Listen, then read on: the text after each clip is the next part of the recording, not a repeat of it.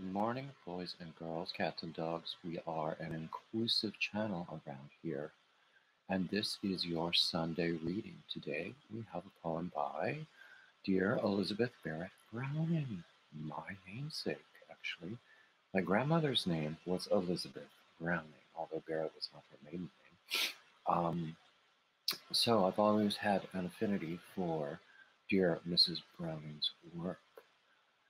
So today what we have, it's called A Musical Instrument, and it's about the Greek god Pan, who was known as the god of rustic music and festivities. He was also associated with woods and groves and with fertility and sexuality too. Gotta say, he was half goat, half man.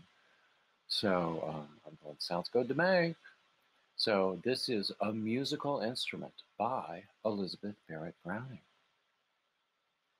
What was he doing, the great god Pan, down in the reeds by the river, spreading ruin and scattering ban, splashing and paddling with hoofs of a goat, and breaking the golden lilies afloat with a dragonfly on the river?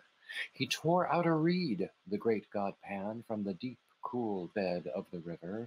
The limpid water turbidly ran, and the broken lilies a-dying lay, and the dragonfly had fled away ere he brought it out of the river.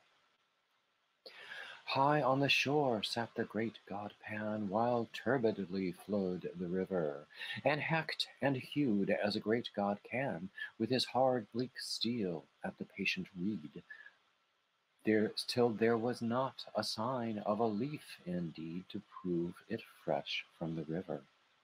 He cut it short, did the great god Pan, how tall it stood in the river.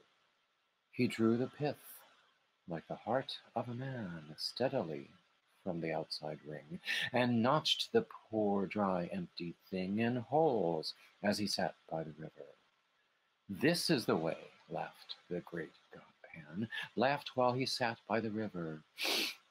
The only way since the gods began to make sweet music they could succeed. Then dropping his mouth to a hole in the reed, he blew in power by the river. Sweet, sweet, sweet, O Pan, piercing sweet by the river.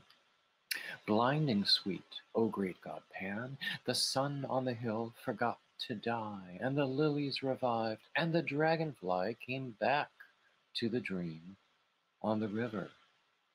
Yet half a beast is the great god Pan, to laugh as he sits by the river, making a poet out of a man.